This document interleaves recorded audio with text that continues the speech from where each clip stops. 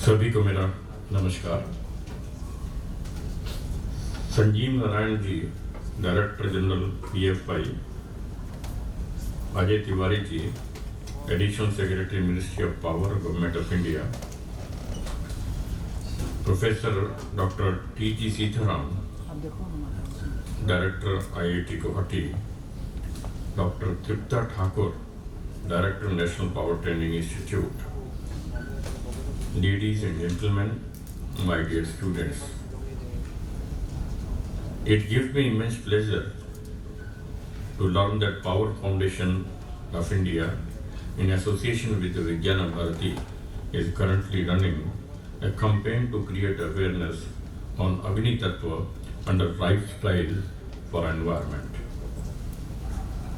This campaign includes conferences, seminars, events, and exhibitions across the country involving educational institutions, communities, and relevant organizations to create awareness on the core concept of Agni Tattva, an element that is synonymous with energy and is amongst the 5 elements of Pancha Mahabhuta. I am happy to be here at this conference, which is a part of the series of events planned for Agni Tattva Campaign. I am again happy to learn that this campaign has been launched across the country and organized successfully in Ladakh and Bhopal. I thank the organizer for having launched the program in Guwahati, the gateway of Northeast. This capital, as it's known today, has subsumed the ancient cities of Pragjyoti, Jyotishpura and Durjana, which were the capitals of Kamrup. Guwahati best describes an incomparable city woven around hills, wetlands, and reserve forests. It houses an array of unique flora and fauna, gaining vibrancy from mighty Brahmaputra. Assam and other eastern states today are on the cusp of change. The region as a whole has witnessed exponential growth not only in tourism but also on the parameters of development. Moving beyond the traditional economic activities based on tea, crafts, and forest-based products, the region today is known for its massive contribution in diverse segments like paper, cement, petroleum, fertilizers, and mineral resources. Several IT and IT-enabled services companies have also shown interest in setting up their bases here in Northeast. Along with the pace of development that is taking place in the region, we are also very proud of its rich culture and heritage and of course its environment. As we are progressing economically, we sometimes tend to forget to harness the knowledge of our ancestors. Our culture, our beliefs, our values and principles are set aside to needless growth. In the process, we are losing touch with the nature. Conservation of nature or of our culture is the responsibility of each and every citizen.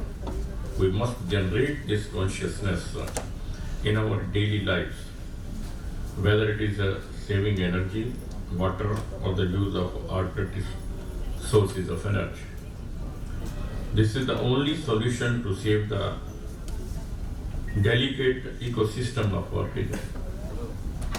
Today, the world is conscious of adverse effects of climate change. Climate change is one of the greatest threats to the global security. In this backdrop, We must ensure that our regional ecosystem is not destroyed. We must preserve our rich culture and heritage and move ahead by adopting a way of life which is simple, rich, and environment friendly. In a bid to boost our economy, we must continue with our efforts to increase agriculture and horticulture produce by exploring our traditional practices of farming with emphasis on organic and pesticide-free produce. The northeastern region of our country is a treasure trove for organic farming. Considering this potential, our Honorable Prime Minister Narendra Modi ji has termed this region an organic hub. Therefore, along with desisting from using the inorganic fertilizer, we should also increasingly resort to use renewable energies. In Assam, we have already signed an MOU for setting up of a 1000 megawatt solar plant. I must say that this conference is being held at a very appropriate time when the world is deeply concerned about global warming and its harmful consequences. It's a time for India to lead the way by harnessing our traditional wisdom in sustainable planning, which is imperative to ensure growth of the region.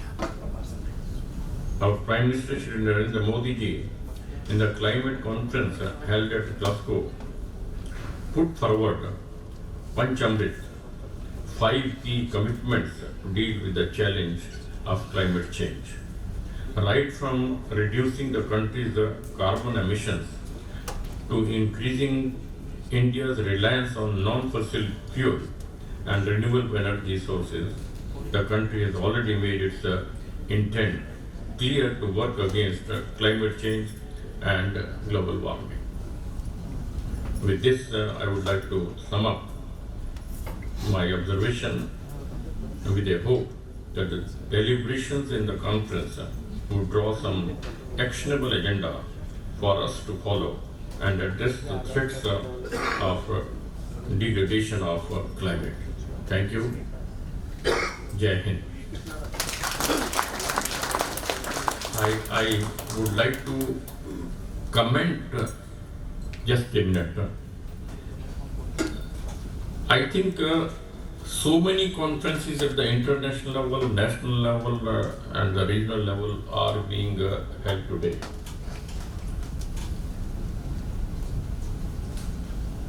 Is it all what is needed at this point?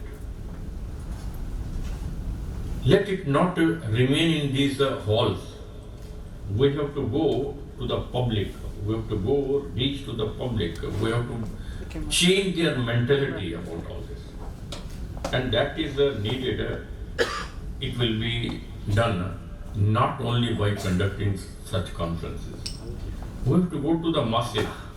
We have to tell the public, and they can understand. At least in India, in rural population, they can understand much faster than our so-called educated masses.